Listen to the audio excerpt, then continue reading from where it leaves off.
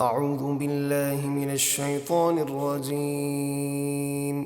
بسم الله الرحمن الرحيم.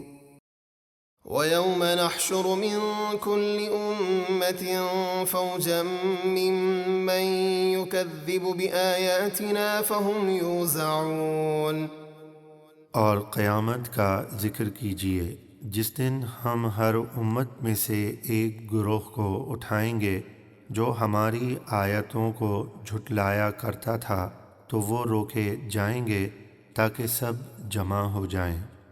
حتى إذا جاءوا قال أكذبتم بآياتي ولم تحيطوا بها علما أم ماذا كنتم تعملون ووقع القول عليهم بما ظلموا فهم لا ينطقون. یہاں تک کہ جب سب حاضر ہو جائیں گے تو اللہ فرمائے گا، کیا تم نے میری آیتوں کو جھٹلایا حالانکہ تمہارا علم ان تک نہ پہنچا تھا، یعنی بغیر سوچے سمجھے ہی جھٹلا دیا؟ یا اگر ایسا نہیں تو بتاؤ تم کیا کام کرتے تھے؟ اور ان کے ظلم کے سبب ان پر عذاب کی بات واقع ہو چکی، تو اب وہ کچھ نہیں بول سکیں گے۔ ألم يروا أنا جعلنا الليل ليسكنوا فيه والنهار مبصرا إن في ذلك لآيات لقوم يؤمنون. کیا انہوں نے نہ دیکھا کہ ہم نے رات تاریک بنائی تاکہ لوگ اس میں آرام کریں اور دن کو روشن بنایا؟ بے شک اس میں ایمان والوں کے لیے نشانیاں ہیں۔ ويوم ينفخ في الصور ففزع من في السماوات ومن في الأرض إلا من شاء الله وكل أتوه داخرين. اور جس دن سور پھونکا جائے گا تو جتنے آسمانوں میں ہیں اور جتنے زمین میں ہیں سب گھبرا جائیں گے، مگر جسے اللہ چاہے وہ بے خوف ہوں گے، اور سب اس کے حضور عاجزی کرتے ہوئے حاضر ہوں گے۔ وترى الجبال تحسبها جامدة وهي تمر مر السحاب صنع الله الذي أتقن كل شيء إنه خبير بما تفعلون. اور اے سننے والے، اس دن تو پہاڑوں کو دیکھ کر گمان کرے گا کہ وہ اپنی جگہ پر جمے ہوئے ہیں حالانکہ وہ بادلوں کی طرح چل رہے ہوں گے۔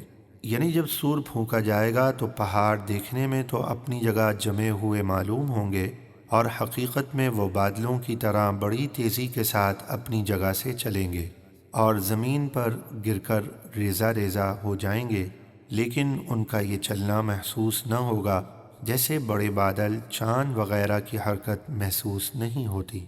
یہ اللہ کا کام ہے جس نے ہر چیز حکمت سے بنائی، بے شک وہ تمہارے سب کاموں سے خوب باخبر ہے۔ من جاء بالحسنة فله خير منها وهم من فزع يومئذ آمنون.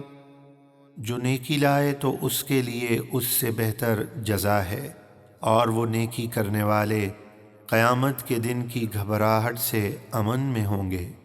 ومن جاء بالسيئة فكبت وجوههم في النار هل تجزون إلا ما كنتم تعملون.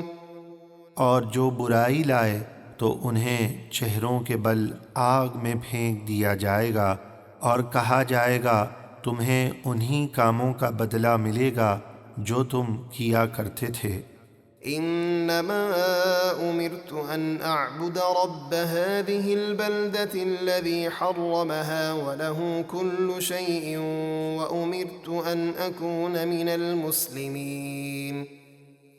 اے حبیب آپ فرما دیجئے مجھے تو یہی حکم ملا ہے کہ میں اس شہر مکہ کے رب کی عبادت کروں جس نے اسے حرمت والا بنایا، اور ہر چیز اسی کی ہے، اور مجھے حکم دیا گیا ہے کہ میں فرما برداروں میں رہوں۔ وأن أتلو القرآن فمن اهتدى فإنما يهتدي لنفسه ومن ضل فقل إنما أنا من المنذرين۔ اور یہ کہ قرآن کی تلاوت کروں تو جس نے ہدایت قبول کی تو اس نے اپنے ہی فائدے کے لیے ہدایت قبول کی، اور جو شخص راہ حق سے بھٹکا رہا تو آپ فرما دیجئے کہ میں تو صرف ڈر سنانے والا ہوں۔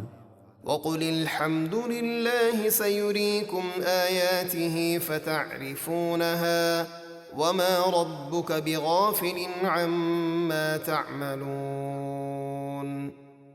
اور فرما دیجئے کہ سب خوبیاں اللہ ہی کے لیے ہیں، عنقریب وہ تمہیں اپنی نشانیاں یعنی میرے معجزات جیسے چاند کے 2 ٹکڑے ہو جانا وغیرہ دکھائے گا تو تم انہیں پہچان لوگے، اور آپ کا رب بے خبر نہیں ہے اے لوگوں تمہارے اعمال سے۔